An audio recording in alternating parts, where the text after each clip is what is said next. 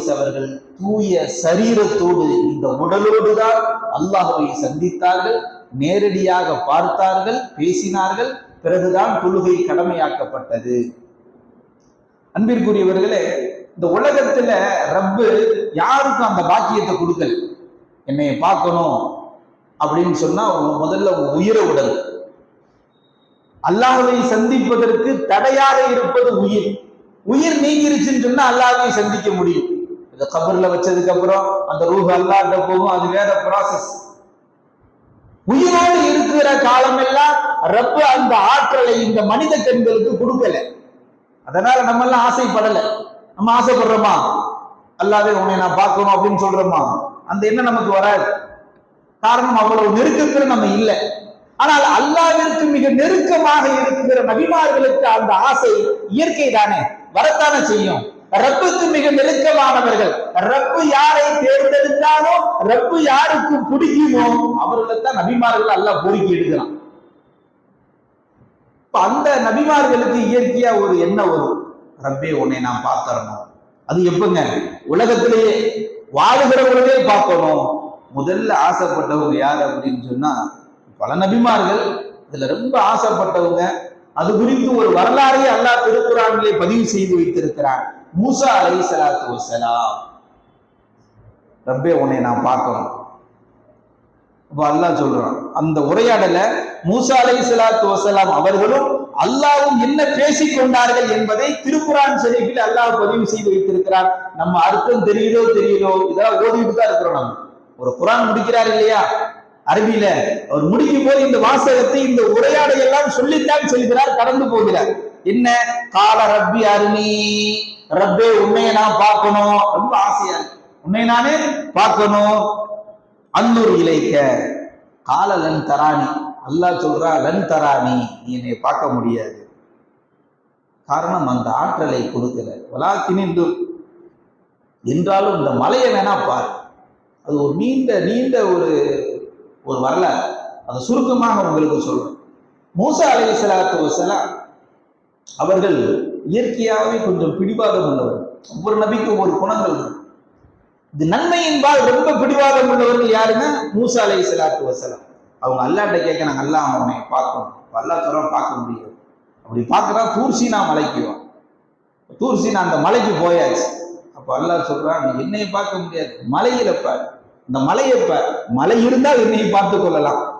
ரப்பு தன்னுடைய, அது அளவும் சொல்ல முடியாது, எத்தனையோ அணுக்கள், எத்தனையோ கோடி அளவு உள்ள ஒரே ஒரு சின்ன ஒளியைத்தான் அந்த மலையின் மீது அல்லாஹ் காட்டினா. பார்த்த உடனே பலமா சாயத்த குர்ஆன் ஷரீஃப்ல வருது, அப்படியே மயக்கம் போட்டாங்க. அல்லாஹ் பார்க்கல, அல்லாஹ்வுடைய ஒளியில் ஒரு துகள் என்று கூட சொல்ல முடியாது. ஏன்னா அந்த அளவுக்கு நமக்கு அறிவும் இல்லை. ஒரு சின்ன ஒரு நுனி தெரிவித்தவுடன் அது மலையில தான் அல்லாஹ் காமிச்சான். பார்த்த உடனே மயக்கம் போட்டு விழுந்துடுறாங்க. ஃபலம்மா ஆஃபாக கால சுப்ஹானக துபுது, மயக்கத்திலிருந்து எந்திரிச்சதுக்கு அப்புறம், ரப்பே நான் பாவம் செஞ்சுட்டு என்னை மன்னிச்சிரு. மனித சக்தி, மனித கண்கள் ரப்பை காண முடியாது. ஒரு பேராசை இருந்தது, ஆனால் அந்த ஆசை தவறான ஆசை என்பதை புரிய வைத்து விட்டாய். அதனால் என்ன செய்ய மாட்டேன், நான் அந்த ஆசை கொள்ள மாட்டேன் என்று அவர்கள் முடிவெடுக்கிறார்கள். ரப்ப அப்படியே தள்ளி விட்டுறான் தானே. ரொம்ப பிடிச்ச நபி மூசா அலைஹிஸ்ஸலாம். அந்த நபி என்னை பார்க்கணும்னு சொல்றாங்க. அப்ப அல்லாஹ் தஆலா அப்படி இப்படி மலையில காமிச்சு அப்படியே மயக்க வர வச்சு அப்படியே ஒதுக்கி விட்டுறான். இல்ல, உங்களுக்கு அந்த வாய்ப்பு இல்லை.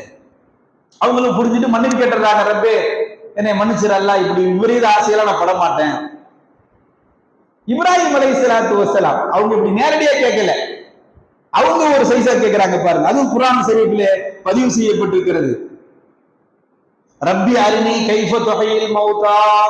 இப்ராஹிம் அலைஹிஸ்ஸலாம் துஆ செய்றாங்க அல்லாஹ்ட்ட, ரப்பி அரினி கைஃப துஹயில் மௌதா, நீ எப்படி உயிர் இல்லாதவங்களுக்கு உயிரை கொடுக்கிற, உயிரோட நடமாடிக்கிட்டு இருக்கிறான், திடீர்னு பார்த்தா உயிரை எடுத்துடுறீங்க, அது எப்படி, அந்த மேஜிக் எப்படி, அது எனக்கு கண்ணில் காட்டி கொடு. உயிர் இல்லாத ஒண்ணுக்கு உயிரை கொடுக்கிற, உயிரோடு இருக்கிறார், நம்மோடு வளம் வருகிறார், நம்மோடு பேசுகிறார். நம்ம அதிசயா சொல்லுவோம், காலையில தாங்க நான் பார்த்தேன், நல்லா பேசிக்கிட்டு இருந்தாருங்க, மௌத்தாயிட்டாரு. ஏன்னா நம்முடைய அந்த பார்வை, நம்ம உயிரோடு இருக்கிறார் என்ற அந்த நம்புதல், அது ஏற்க மறுக்குது. அது எப்படிப்பா மௌத்தாயிருப்பாரு, என்கிட்ட பேசிட்டு தாங்க ஆட்டால போனாரு, போன உடனே மௌத்துன்னு சொல்றாங்க, நம்பவே முடியலைங்க அப்படிங்கிறோம். காரணம், இந்த உயிர் இருக்கிறது என்பதை ஏற்ற அந்த மனிதனுக்கு உடனே போயிருச்சுன்னா நம்ப முடியல. இப்ராஹிம் அலைஹிஸ்ஸலாத்து வஸலாம் அவர்கள் கேட்கிறார்கள், ரப்பே நீயே உயிரை கொடுக்கிற, நீயே உயிரை எடுக்கிற, அது எப்படி நீ செய்யற, அதை எனக்கு சொல்லு, காட்டு அப்படின்னு என்ன செய்யறாங்க, இப்ராஹிம் அலைஹிஸ்ஸலாத்து வஸலாம் கேட்கிறாங்க. அப்ப இதுல இருந்து என்னங்க அர்த்தம், அல்லாஹ் நீ எப்படி செய்யறியோ அந்த மேஜிக்கை நான் பார்த்துட்டேன்னா அல்லாஹ் பார்த்துடலாம் இல்லையா? நோக்கம் அதுதான். எப்படி உயிரை எடுக்கிறது, எப்படி உயிரை கொடுக்கிறது அப்படின்னா, அப்ப அல்லாஹ் அந்த சாப்பிட்டு என்ன பார்த்துடலாம், அல்லாஹ் பார்த்துடலாம். அல்லாஹ் தானே உயிரை கொடுக்கிறது எடுக்கிறது, வேற யார்கிட்டயும் அந்த சக்தி கிடையாது இல்லையா? அந்த சாத்துல யாரை பார்த்துடலாம், அல்லாஹ்வை பார்த்துடலாம் அப்படின்ற ஒரு ஆசையில அப்படி சுத்தி வளைச்சு வர்றாரு. மூசா நபி மாதிரி தெளிவா கேட்கல, ரப்பி அரினி அன்னூர் இலைக்க, ரப்பே நான் உன்னை பார்க்கணும் ஆசையா இருக்கு அப்படின்னு தெளிவா கேட்கல. நீ எப்படி உயிரை கொடுக்குற, உயிரை எடுக்கிற, அதை நான் பார்க்கணும் அல்ல அப்படின்னு சொல்லி கொஞ்சம் ஹீலா மாலாவ ஜாட மாலையே கேட்கிறான். நேரடியா இல்லையில இந்த வார்த்தை குர்ஆன்ல. அப்ப அல்லாஹ் என்ன செஞ்சான் பாருங்க. அப்படியா, என்ன இப்ராஹிம் நபியை நீங்க நம்பிக்கை கொள்ளலையா? யாரை பார்த்துங்க கேட்கிறான். உலுல் அஸ்மி என்று சொல்லக்கூடிய நமது நாயகம் சொல்லுகிறார்கள், என்னுடைய தந்தையின் மார்க்கம் இப்ராஹிம் அலைஹிஸ்ஸலாத்து வஸலாம் என்று சொல்லுகிறார்கள். அப்பேற்பட்ட உயர்வை அடைந்த இப்ராஹிம் அலைஹிஸ்ஸலாத்தை பார்த்து ரப்பு என்ன கேட்கிறான், காலாவலம் தூமி, என்ன நீங்க ஈமான் கொள்ளலையா? நான் தான் உயிரை எடுக்கிறேன், நான் தான் உயிரை கொடுக்கிறேங்கிறது நீங்க ஈமான் கொள்ளலையா அப்படின்னு அல்லாஹ் கேட்கும் போது, வலா கிள்ளி எத்துமா என்ன கல்வி, ரப்பே அதை நான் ஈமான் கொண்டுட்டேன், உயிரை கொடுக்கிறது எடுக்கிறது நீதான், வலா கிள்ளி எத்துமா என்ன கல்வி, என்னுடைய உள்ளம் ஒரு அமைதிக்காக நான் கேட்கிறேன். ஈமான் தான், ஈமான்ல மாற்று கருத்து எல்லாம் கிடையாது. அப்ப அல்லாஹ் சொன்னா, قال فخذ أربعة من الطير فصرهن إليك ثم جعل على كل جبل منهن جزءا. 4 பறவையை பிடிச்சுக்கோ, 4 பறவை எடுத்துக்கங்க, அந்த 4 பறவையும் துண்டு துண்டா வெட்டிருங்க, துண்டு துண்டா வெட்டிருங்க, வெட்டி போட்டுல களைச்சு போட்டுருங்க பூரா. அப்படியே 4 பறவை, வெவ்வேறு பறவை, வெவ்வேறு இனம் பறவை. அந்த 4 பறவையும் பிரிச்சு அந்த கை வேற தலை வேற எல்லாத்தையும் கலக்கிறீங்க, களைச்சு போட்டுருங்க. அதுக்கப்புறம் ஏதோ ஒரு கொத்து எடுத்து இந்த மலையில ஒரு கொத்து, அடுத்த மலையில ஒரு கொத்து, அடுத்த மலையில ஒரு கொத்து, கைப்பிடி அளவு இப்படி 4 பிரிச்சிருங்க. அதுக்கப்புறம் நீங்க என்ன செய்யணும், அல்லாஹ்வுடைய உத்தரவின் பேர்ல பறவைகளை வாங்க நீங்க சொல்லுங்க வரும் அப்படின்னு. அதே மாதிரி ஒரு 4 பறவை இனம், 4 பறவை பிடிச்சு வெட்டி போட்டு கலந்து, கறி தலை, இது இந்த தலையினுடைய கால அந்த கொத்துக்கு போயிடும், இந்த பறவையினுடைய மண்டை அந்த கொத்துக்கு போயிடும், இப்படி கலைஞ்சு இருந்து எல்லாம் வச்சாச்சு. அல்லாஹ் சொல்றான், இப்ப நீங்க கூப்பிடுங்க, என்னுடைய பேரை சொல்லி கூப்பிடுங்க வரும். அதே போல அவங்க கூப்பிடுறாங்க. கால ஃபஹுத் அர்பாத்த மின தைரி ஃபசுர்ஹுன்ன இலைக சும்ம ஜஅலா குல்லி ஜபலின் மின்ஹுன்ன ஜுஸன் சும்ம தஉஹுன்ன யஅதீனக ஸஅயா, யஅதீனக ஸஅயா, அவைகள் அத்தனையும் ஒன்றோடு ஒன்று சேர்ந்து விரைவாக உங்களிடத்திலே வரும். அல்லாஹு அக்பர். அதே போன்று மண்டை அங்க இருக்குது, கால் இங்க இருக்கு, ரெக்கப்பட்ட அங்க இருக்குது, எல்லாம் ஒன்று சேர்ந்து உயிரோடு வந்தது. ஏற்றுக்கொண்டார்கள் இப்ராஹிம் அலைஹிஸ்ஸலாத்து வஸலாம். அல்லாஹ் உன்னால முடியும். இது குர்ஆன்ல பதிவு செய்யப்படுறது. சரி, எதுக்குங்க கேட்டாங்க இப்ராஹிம் நபி? இப்ராஹிம் நபிக்கு இல்லாத நம்பிக்கையாங்க, அவங்களுக்கு இல்லாத ஈமானா? அவங்க ஏன் அப்படி கேட்டாங்க? யா அல்லாஹ், ஏன் நீயே உயிராக்குற, நீயே மௌத்தாக்குறன்னு சொல்றீங்க இல்லையா, அது எனக்கு காட்டுன்னு கேட்டதுக்கு காரணம், அந்த சாக்கிலாவது அல்லாஹ்வை பார்த்து விட மாட்டோமா, அதான் நோக்கம். மூசா அலைஹிஸ்ஸலாத்துக்கு தெரியாதா அல்லாஹ்வை பார்க்க முடியாதுன்னு? இருந்தாலும் ஆசைப்பட்டார்கள். பலந்தாராணி அல்லாஹ்ட்ட நேரடியாவே கேட்டாங்க. கால ரப்பி அர்னி அன்னுர் இலைக்க, உன்னை நான் பார்க்கணும் நல்ல ஆசையா இருக்கு, உன்னை நான் பார்க்கணும் நல்ல ஆசையா இருக்கு என்று நேரடியாக கேட்டார்கள். இப்ராஹிம் நபி அவர்கள் நேரடியாக இல்லாவிட்டாலும் ஆசைப்பட்டார்கள் அல்லாஹ்வை பார்க்க. அல்லாஹ் எல்லாத்தையும் கொஞ்சம் அப்படியே ஒதுக்கி விட்டுட்டான். அதுக்கு அந்த காரணங்களை சொல்லி இப்படிங்க அப்படிங்கன்னு சொல்லி ஒதுக்கி விட்டான். ஆனால் நமது நாயகம் பெருமானார் ரசூலுல்லாஹி ஸல்லல்லாஹு அலைஹி வஸல்லம் அவர்களை மாத்திரம் அவர்கள் விரும்பாமலேயே அல்லாஹ் விரும்பி தன்னோடு கூட்டிக் கொண்டு தன்னை காண வைத்தான் என்றால், பெருமானார் ரசூல் ஸல்லல்லாஹு அலைஹி வஸல்லம் அவருடைய அந்தஸ்தை நாம் யோசித்து பார்ப்போம். அல்லாஹு ரப்பி சுப்ஹானல்லதி அஸ்ரா பிஅப்திஹி. எடுத்து பாருங்க, குர்ஆன்ல 15வது ஜுஸு முதல் ஆயத். சுப்ஹானல்லதி அஸ்ரா பிஅப்திஹி லைலன் மினல் மஸ்ஜிதில் ஹரம். மஸ்ஜிதில் ஹரம் மக்காவிலிருந்து இலல் பைத்துல் மக்தஸ் என்று சொல்லக்கூடிய மஸ்ஜிதுல் அக்ஸாவிற்கு பெருமானார் ரசூல் ஸல்லல்லாஹு அலைஹி வஸல்லம் அவர்கள் பயணப்பட்டார்கள் என்ற அற்புதமான செய்தி ஹதீஸ் ஷரீஃபிலே வருகிறது. அங்கிருந்து அல்லாஹ்வை நேரடியாக பெருமானார் ரசூல் ஸல்லல்லாஹு அலைஹி வஸல்லம் அவர்கள் சந்தித்தார்கள். இதுதாங்க ஈமான். சில வஹாபி கூட்டங்கள் அல்லது மார்க்கத்தை அரைகுறையாக புரிந்து கொண்டவர்கள் சொல்லுவது, இல்லைங்க கனவுல போனாருங்க, கனவுல தாங்க போனாருங்க, உடம்போட போகலைங்க அப்படின்னு. இப்ப கனவோடு போறதா இருந்தா அதெல்லாம் மேஜிக்கு. நம்ம தினந்தோறும் போகலாம், நம்ம அமெரிக்காவுக்கு போகலாம், ஆப்பிரிக்காவுக்கு போகலாம். கனவுக்கு எதுவும் தடை இருக்குதா? யார் எங்க வேணாலும் போலாம். இன்னொரு ஹதீஸில் பெருமானார் ரசூல் ஸல்லல்லாஹு அலைஹி வஸல்லம் அவர்கள் சொல்லுகிறார்கள், தூய சுத்தத்தோடு ஒளி செய்து விட்டு ஒருவர் உறங்கினார், அவன் ரூஹ் அல்லாஹ்விடத்தில் அல்லாஹ்வுடைய சன்னிதானத்திற்கு செல்லுகிறது. நம்ம ரூஹ் போயிட்டு தான் இருக்கு, நம்ம உணரல, அவ்வளவுதான். ஆனால் பெருமானார் ரசூல் ஸல்லல்லாஹு அலைஹி வஸல்லம் அவர்கள் கனவில் போனார்கள் என்று நாம் நம்பக்கூடாது. நிஜத்தில் போனார்கள், அல்லாஹ்வை சந்தித்தார்கள். அதுக்கு தாங்க இவ்வளவு பெரிய ஆயத்தை அல்லாஹ் கொண்டு வரணும். கனவுல நினைச்சுன்னா தேவையில்லையே. மக்காவில இருந்து பைத்துல் முகத்தஸுக்கு போனாங்கன்ற ஆயத்தில் அல்லாஹ் ஏன் கொண்டு வரணும்? தேவையில்லாது தானே. அப்போ பெருமானார் ரசூல் ஸல்லல்லாஹு அலைஹி வஸல்லம் அவர்களை மாத்திரம் அல்லாஹ், எத்தனையோ கோடி நபிகள், எத்தனையோ மக்கள்கள் வந்தாலும், அவர்களுக்காக வேண்டி உழைப்பு செய்யக்கூடிய நபிமார்கள் வந்தாலும், அவர்கள் ஆசைப்பட்டாலும் அவர்களுடைய ஆசையை நிறைவேற்றாத அல்லாஹ் தன் ஹபீப் என்று வருகிற பொழுது பெருமானார் ரசூல் ஸல்லல்லாஹு அலைஹி வஸல்லம் அவர்களை கூட்டி சென்றான். இவர்களாக போனார்கள் என்று வராது, அல்லாஹ் அழைத்து கொண்டான், அழைத்து கூட்டி சென்றான். ஜிப்ரீல் அலைஹிஸ்ஸலாத்து வஸலாம் அவர்கள் மூலமாக அல்லாஹ் அழைத்து சென்றான் என்ற அற்புதமான நிகழ்வு ரஜபு பிறை 27.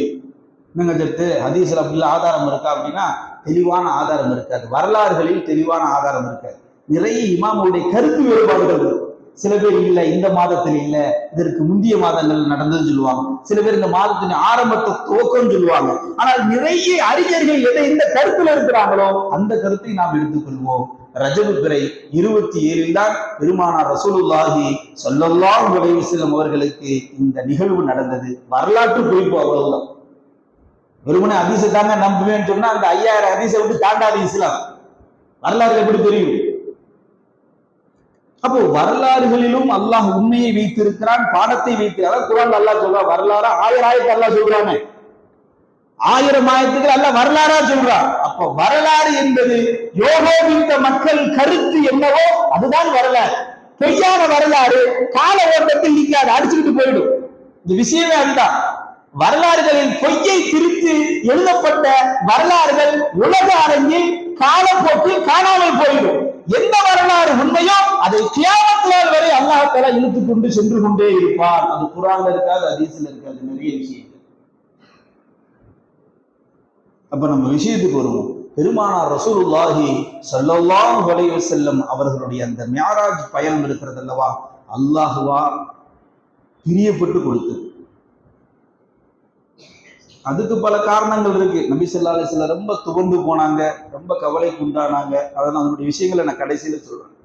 அதற்கு முன்னால இந்த சம்பவங்கள் எல்லாம் ஈமானிய ஜோதியோடு அணுகணும். அவர்கள் சுன்னத்து வல் ஜமாஅத்துடைய கொள்கையோடு ஒன்றி போயிருந்தால் மாத்திரம்தான் இதை நம்ம ஏத்துக்கிடுவோம். இல்லைன்னு சொன்னா அறிவு ஏத்துக்கிறாட்டினா நான் அந்த ஹதீஸை தள்ளிடுவேங்க. என் அறிவுக்கு நான் பெரிய மகானுங்க, இந்த மகானுடைய அறிவு ஏற்றுக்கிறலன்னா அது எவ்வளவு பெரிய விஷயமா இருந்தாலும் தள்ளிடுவீங்க அப்படின்னு நினைச்சோம்னா உண்மையிலேயே நாம் ஒரு பூமுட்டைகளாகத்தான் ஆகிவிடும். ஏன்னா அறிவை தாண்டி தான் நிறைய விஷயம் இஸ்லாத்துல இருக்கு.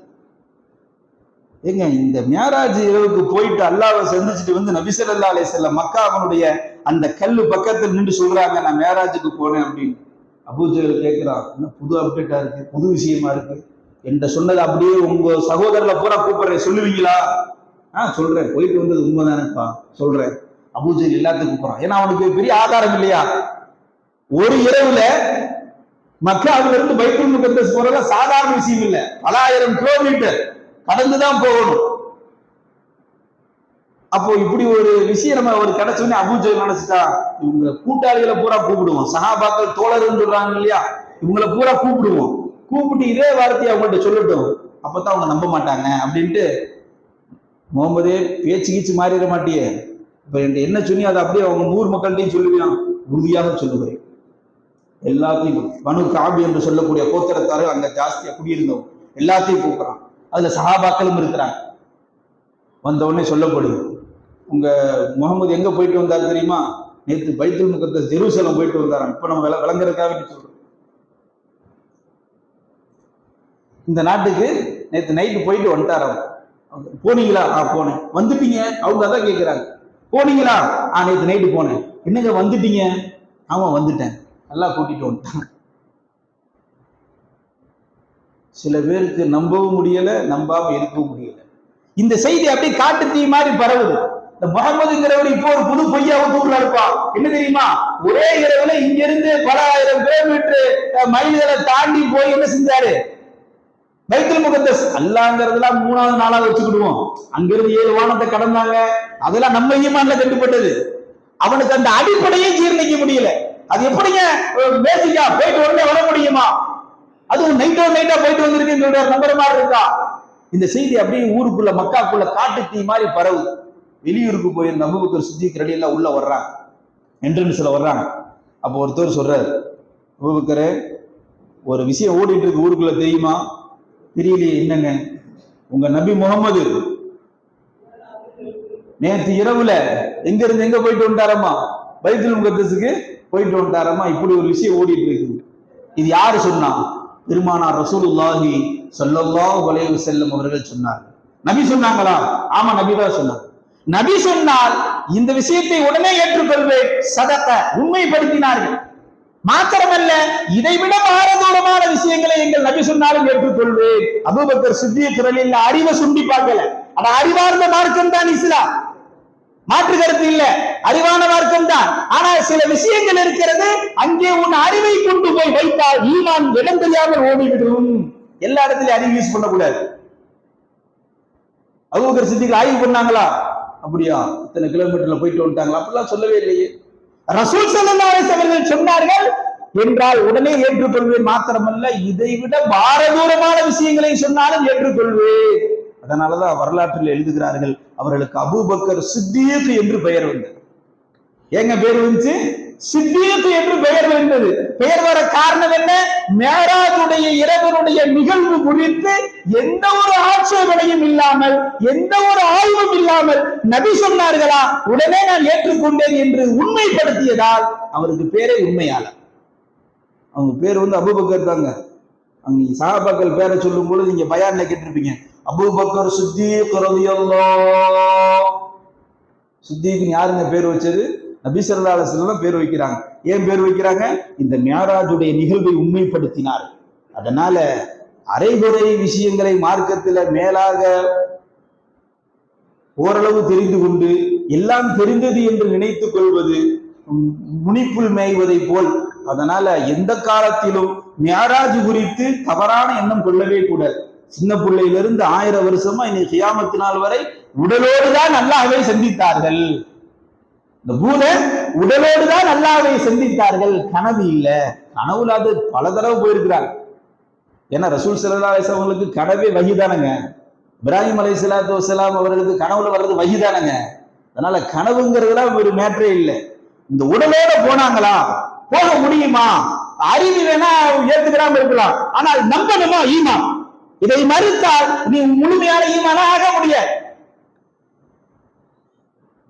மறுக்கிறது வேற, இல்லைங்கிறது வேற, இருக்கலாம்ங்கிறது வேற. அதனால மிஅராஜோட இரவிலே பெருமானார் ரசூலுல்லாஹி ஸல்லல்லாஹு அலைஹி வஸல்லம் அவர்கள் போய் வந்தார்கள். அதுக்கப்புறம் பாருங்களேன், போயிட்டு வந்து அபூ ஜஹல் எல்லாத்தையும் கூப்பிட்டான். ஊர் மக்கள் எல்லாம் கூப்பிட்டு, இந்த முகமது என்னமோ சொல்றாரு கேளுங்க அப்படின்னு. இப்போ நபி ஸல்லல்லாஹு அலைஹி வஸல்லம் பேச ஆரம்பிக்கிறாங்க. ஆமா, நேற்று நான் வந்து பைத்துல் முகத்தஸுக்கு போயிட்டு வந்தேன். உடனே அங்க இருக்கிறவங்களுக்கெல்லாம் தெரியும், எங்க சின்ன பிள்ளையிலிருந்து முகமது நபி அந்த மக்கா வீதியில வாழ்ந்துகிட்டு இருக்கிறார். 5 வயசு 6 வயசு 7 வயசு 8 வயசு. பெரிய பெரிய வெளியூருக்கெல்லாம் அவங்க எல்லாம் பெருசா போனதில்லை. அவர்கள் எந்த அளவுக்கு சுத்தி இருக்கிறாங்கன்னு அந்த மக்களுக்கு தெரியும் இல்லையா? இப்ப நம்ம தெருவுக்காரனை பத்தி நமக்கு தெரியும். நீ எங்கெங்க போயிட்டு வந்திருக்கிற, எங்கெங்க வியாபாரம் பண்ற, எந்தெந்த ஊருக்கெல்லாம் போயிருப்ப நமக்கு தெரியும். ஏன்னா கண்ணில் பார்த்துக்கிட்டே இருக்கோம். கிராமம் நமக்கு தெரியாம இருக்காது. அந்த ஊர் மக்களுக்கு நல்லா தெரியும், நபி இதற்கு முன்னால் பைத்துல் முகத்தஸ் போனதே இல்லை. அது ரொம்ப தூரம். எந்த அளவுக்குன்னு சொன்னா வரலாற்று ஆசிரியர் எழுதுகிறார்கள், ஒட்டகத்தினுடைய வாளை முறுக்கி கொண்டு பல மாதங்கள் பயணம் செய்தால்தான் மக்காவிலிருந்து காபத்துல்லாவிலிருந்து பைத்துல் முகத்தஸுக்கு போக முடியும். சும்மா ஒரு நாள் 2 நாள் 10 நாள்லாம் அவ்வளவு சீக்கிரம் எவ்வளவு பெரிய இருந்தாலும் போயிட்டுல வர முடியாது. பல நாட்கள் ஆகாரம். வியாபார கூட்டம்லாம் போறதா இருந்தா முன்கூட்டியே உணவுல இருந்து எல்லாம் தயாரிச்சுட்டு போனதுதான். போயிட்டு அவங்க 6 மாசம் 1 வருஷம் கழிச்சு திரும்பி வர்றவங்களா இருப்பாங்க. பூரா பாலைவன பகுதி. அந்த மக்களுக்கு நல்லா தெரியுது, நபி இதுக்கு முன்னாடி போனதே இல்லை. அப்போ மாட்டினார். அப்ப எப்படி ஒரு கேள்வி கேட்கலாம், பைத்துல் முகத்தஸ் நீங்க இது வரைக்கும் போனதில்லை, போயிட்டேன்னு சொல்றீங்க, அங்க என்னென்ன நிகழ்வு இருக்குது, பள்ளி எப்படி இருக்கும், பள்ளியுடைய திசை எங்க இருக்குது, பைத்துல் முகத்தஸ் எந்த அமைப்புல இருக்கு சொல்லுங்க. சுப்ஹானல்லாஹ். பெருமானார் ரசூல் ஸல்லல்லாஹு அலைஹி வஸல்லம் அவர்கள் சொல்லுகிறார்கள், ஹதீஸ் ஷரீஃபில் வருகிறது, முஸ்லிமிலே பதிவு செய்யப்பட்ட ஹதீஸ். நபி ஸல்லல்லாஹு அலைஹி வஸல்லம் காபத்துல்லாஹ்வுக்கு பக்கத்துல நிக்கிறாங்க. நின்று கொண்டு ஓரத்தில் இருக்கக்கூடிய அந்த தெருவை பார்க்கிறார்கள். தெருவிலே அல்லாஹ் பைத்துல் முகத்தஸை காட்சி தருகிறான். கண்ணுக்கு முன்னாடி பைத்துல் முகத்தஸ் டிஜிட்டல்ல ஓடுதுங்க. இன்னைக்கு திரை சொல்றானா இல்லையா, அறிவுல கண்டுபிடிச்சு செவுத்திலேயே பார்த்தா எல்லாமே தெரியும். எங்கேயோ நடக்கிறது செவுத்துல காமிக்கிறோமா இல்லையா. அல்லாஹ் தஆலா 1500 ஆண்டுகளுக்கு முன்னாலேயே மிகப்பெரிய வேலை காட்டிட்டான். அல்லாஹு அக்பர். நபி ஸல்லல்லாஹு அலைஹி வஸல்லம் அந்த தெருவை பார்க்கிறார்கள். அந்த தெருவுக்கு முன்னால் ஒரு மிகப்பெரிய திரை. விளக்கத்துக்காக வேண்டி திரைன்னு சொல்றேன், ஏங்க அந்த திரை ஒயிட்டா இருந்துச்சான்னு கேட்டாரு. அந்த அளவிற்கு பைத்துல் முகத்தஸுடைய தோற்றத்தை அல்லாஹ் காட்டுகிறான்.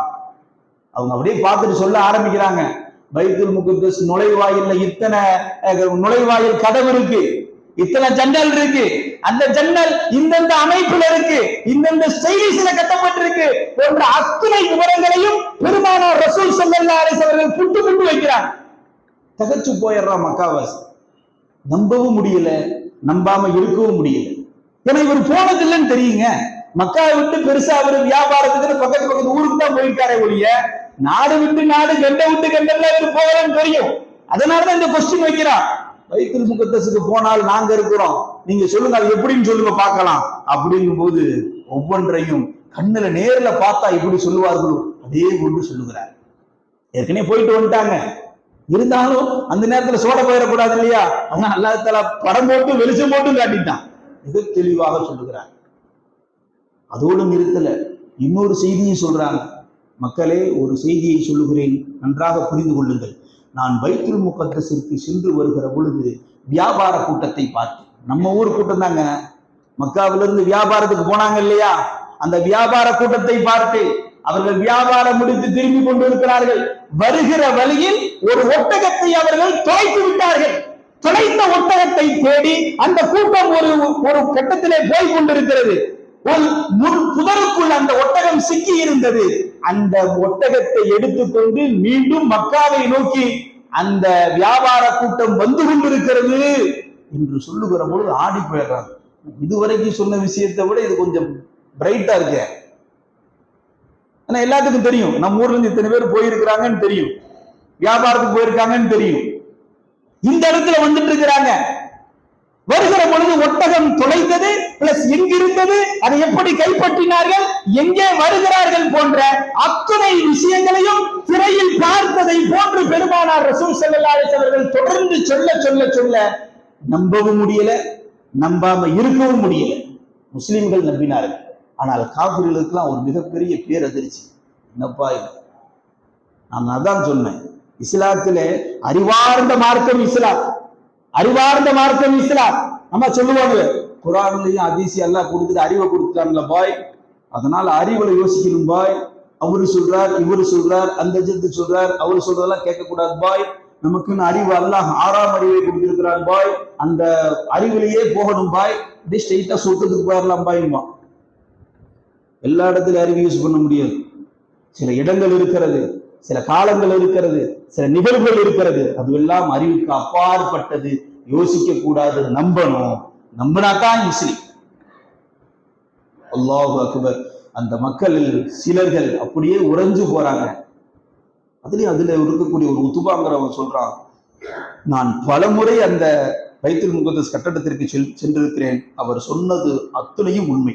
ஆனா ஏத்துக்க மாட்டான், அது வேற கணக்கு.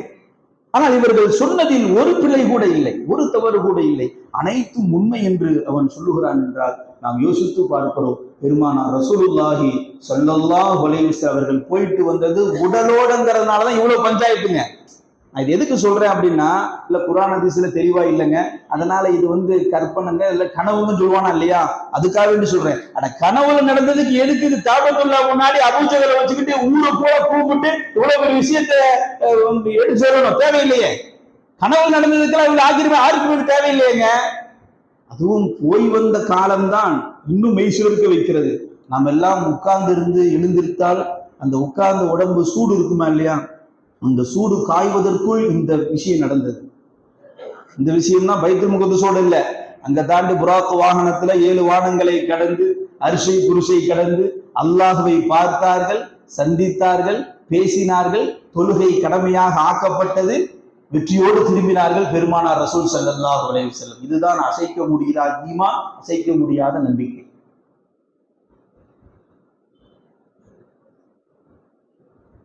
அப்போ பூமா நபி ரசூலுல்லாஹி ஸல்லல்லாஹு அலைஹி வஸல்லம் அவர்கள் சென்ற அந்த நிகழ்வு இருக்கிறது அல்லவா, அந்த நிகழ்வுகளை நாம் யோசிக்குகிற பொழுது அவ்வளவு அற்புதமான, அல்லாஹ்விற்கு மிக நெருக்கமான சொந்தக்காரர். உலகத்துல எத்தனையோ நபிமார்கள் ஆசைப்பட்டாலும் அவர்களுக்கெல்லாம் சில காரணங்களை சொல்லி அல்லாஹ் அவர்களை எல்லாம் ஒதுக்கிவிட்டு தனது ஹபீபை சந்திப்பதற்கு அல்லாஹ் என்ன செய்கிறான், ஆயத்தமாகிறான். அப்படி என்றால் நம்முடைய நபியினுடைய சிறப்பு குறித்தும் இங்கே நாம் ஆய்வு செய்ய வேண்டும். இப்பேற்பட்ட நபி, அந்த நபியை போய் என்ன செஞ்சிடக்கூடாது, எல்லாரும் மாதிரி நம்ம நினைச்சிடக்கூடாது. அந்த நபியை நேசிக்க வேண்டும். உயர்வானவர் யாராவது அப்படிங்க இப்படிங்க ஒரு சாதாரண ஆளுங்க, குரானை கொடுத்துட்டு போயிட்டாருங்க, அறிவுங்க, இப்படி எவனா ஒருத்தர் கிராஸ் பண்ணானா அஸ்ஸலாமு அலைக்கும் பாயிண்ட் ஒதுங்கினால் ஈமான் பாதுகாக்கப்படும். இல்லாவிட்டால் ஏதோ ஒரு கூட்டத்துல போய் எங்கேயோ போய் உட்கார்ந்து எப்படியாவது தொழுதுகிட்டு எப்படியோ போய்கிட்டு எதோ பயான் சொன்னாலும் கேட்டுக்கிட்டு காலம் இப்படித்தான் உருண்டோம். அதனால் மியராஜ் குறித்து மிக தெளிவான ஒரு விஷயம் என்னவென்றால், பெருமானார் ரசூலுல்லாஹி ஸல்லல்லாஹு அலைஹி வஸல்லம் மியராஜ் பயணம் முழு உடலோடு தான் சென்றது, வெறும் ரூஹு மட்டுமோ அல்லது கனவிலோ நடந்த நிகழ்வு அல்ல என்பதை நாம் புரிந்து கொள்ள வேண்டும். ஒரு கட்டத்துல ஒரே ஒரு வரலாற்று சம்பவம், நபி ஸல்லல்லாஹு அலைஹி வஸல்லம் அவங்கள 7 வானங்கள் கடந்து கூட்டிட்டு போறாங்க. இந்த 7வது வானத்தை தாண்டினா சிதறத்துல் முன்தஹான்னு சொல்லி ஒரு இடம் குர்ஆன் ஷரீஃபில் வரும். இந்த சிதறத்தில் முன்தஹா இந்தஹா ஜன்னத்துல் மஅவா இது யக்ஷா சிதறத மா யக்ஷா மா ஸாகல் பஸரு வ மா தகா. அப்படி அல்லாஹ் தஆலா தொடர்ந்து அந்த விண்வெளி பயணத்தை பற்றி தான் அல்லாஹ் பேசுவான், நபியுடைய பயணத்தை பற்றி. அப்படி பேசி வருகிற பொழுது சிதறத்துல் முன்தஹா என்ற இடம் வந்த உடனே ஜிப்ரீல் அலைஹிஸ்ஸலாத்து சென்றுக்குவாங்க. யார சொல்லலாம், அல்லாஹ் கூட்டிட்டு வர சொன்னா, நான் உங்களை ஹரம் ஷரீஃபிலிருந்து பைத்துல் முகத்தஸ் கூட்டி வந்து எல்லா நபிமார்களுக்கும் இமாமாக நின்று தொழுக வச்சு பார்த்து அங்கிருந்து புராக் வாகனத்துல 7 வானத்தையும் கடந்து அரிசி குருசியெல்லாம் தாண்டி இங்க வந்துட்டேன். இதுக்கு மேல நான் என்ன செய்ய முடியாது, நான் வர முடியாது. இதுக்கு மேல் நான் வந்தால் அல்லாஹ்வின் ஒளி, இதற்கு மேல் வருவதற்கு எனக்கு அனுமதி இல்லை. மீறி வந்தா ஒளியினால் நான் கரிக்கப்பட்டு விடுவேன், ஒளியினால் நான் கரிக்கப்பட்டு விடுவேன். அவங்க யாருங்க, ஒளிங்க, மலக்குமார்கள் ஒளியினால் படைக்கப்பட்டவர்கள். ஒளியே பயப்படுது, நபியே நாயகமே, இதற்கு மேல் நான் சென்றால் ஒளியாகப்பட்டது என்னை கரித்து விடும். ஆனால் நீங்கள் சென்றால் அந்த ஒளியை கிழித்துக் கொண்டு சொல்லுவீர்கள், ரப்பை சந்திப்பீர்கள் என்று ஒரு கட்டத்திலே ஜிப்ரீல் அலைஹிஸ்ஸலாத்து வஸலாம் அவர்கள் நின்று கொள்கிறார்கள்.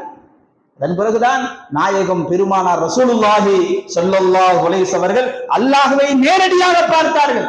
இதாங்க ஈமான். சில பேர் எழுதுறான், ரொம்ப மெத்த படிச்சவன், ஒரு ஆள் கட்டுரையில படிச்ச, பேர் சொல்ல விரும்பல, என்னன்னா இங்கிருந்து நாயகம் அவர்கள் மியராஜ் சென்றார்கள், அதெல்லாம் உண்மைதான். உலகப்படி பார்த்தீங்கன்னா 5-6 டிகிரிலாம் வாங்கியிருக்கிறார். ஆனா உலக படிப்புல நீ 10 டிகிரியை கூட வாங்கிக்கோ, எதை வேணாலும் எழுது. மார்க்கம் என்று வருகிற பொழுது எது சரி என்பதை ஆராயாமல் எழுதினால் பொதுமக்களை புலம்புவான் இல்லையா.